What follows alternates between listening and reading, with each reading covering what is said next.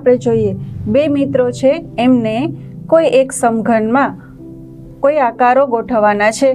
હવે એમની પાસે 3 ઓપ્શન છે અને એ મુજબ આપણે જોવાનું છે. સૌથી પહેલાં આપણે માચીસને ગોઠવીએ. માચીસ જે છે એને આપણે કંઈક આ રીતે પહેલા સ્તરમાં ગોઠવેલી છે. હવે જુઓ, 4 માચીસને આપણે 4 હરોળમાં ગોઠવી છે, એટલે કુલ 16 માચીસ થઈ. ત્યારબાદ બીજું જે સ્તર છે એમાં આપણે 3 અને 3 આવી લાઈન કરી અને બીજું સ્તર બનાવ્યું, જેમાં 9 હતી.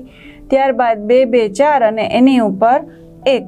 તો જુઓ, માચીસની પેટી જે છે, દીવાસળીની પેટી જે છે એના 4 સ્તર થઈ અને કુલ 30 જેટલી માચીસની પેટી આપણે વાપરી છે.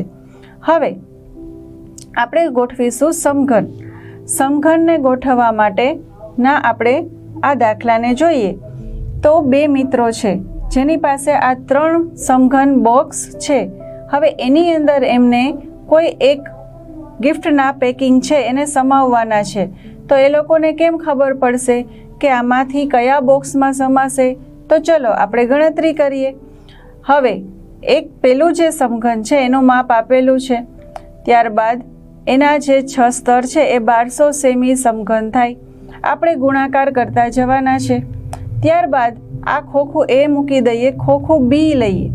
ખોખું બી જે છે એનું માપ છે 11, કારણ કે ચોરસ છે એટલે એની બંને બાજુનું માપ 11 છે. તો 11 ગુણ્યા 11 બરાબર 121 થશે. તો 121 અને આવા 10 સેમી એની ઊંચાઈ છે. આપણે સ્તર જેને કહીએ છીએ એની ઊંચાઈ છે, એને આપણે ફરી 10 સાથે ગુણીશું. તમે એક સાથે 11 ગુણ્યા 11 ગુણ્યા 10 પણ લખી શકો અને આ રીતે પણ કરી શકો, કારણ કે આપણે જે શોધીએ છીએ એનું ઘનફળ કદ શોધીએ છીએ, જેનો સૂત્ર છે LBH, લંબાઈ ગુણ્યા પહોળાઈ ગુણ્યા ઊંચાઈ. આ ત્રણેય ખોખાના જે માપ છે એ પરથી જ આપણે ગુણાકાર કરીએ છીએ. હવે આપણે જોઈએ ત્રીજું ખોખું. ત્રીજું ખોખું જે છે એની માપ જે છે એ 15, 9 અને 10 આ રીતે છે. ઊંચાઈ 10 છે. તો પહેલાં આપણે 15 ગુણ્યા 9 કરીએ તો 135 સેમી સમઘન મળે છે. ત્યારબાદ આવ્યા 10 સેમી ઊંચાઈ એટલે 10 સ્તર થાય. તો એને ગુણ્યા 10 કરીશું તો 1350 સેમી સમઘન થાય.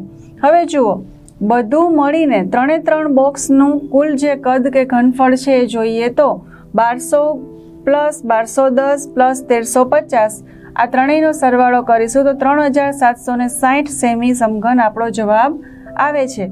હવે બંને મિત્રો જુએ છે કે કુલ જે સામાન ભરવાનો છે, જે બોક્સ મૂકવાના છે એ 4000ના કદના છે. તો આમાં સમય કે નહીં વિચારો મિત્રો. તો 4000 છે આના કરતાં મોટી સંખ્યા છે એટલે એને થોડી વધારે જગ્યાની જરૂર પડે. તો આ 3 બોક્સ થઈને પણ એમની પાસે જે બોક્સ રહેલા છે એ આમાં સમાઈ શકે નહીં. એમને હજુ 1/4 બોક્સની જરૂર પડે. તો આ રીતે તમે ગણતરી દ્વારા પણ આવા જટિલ પ્રશ્નોના જવાબ મેળવી શકો.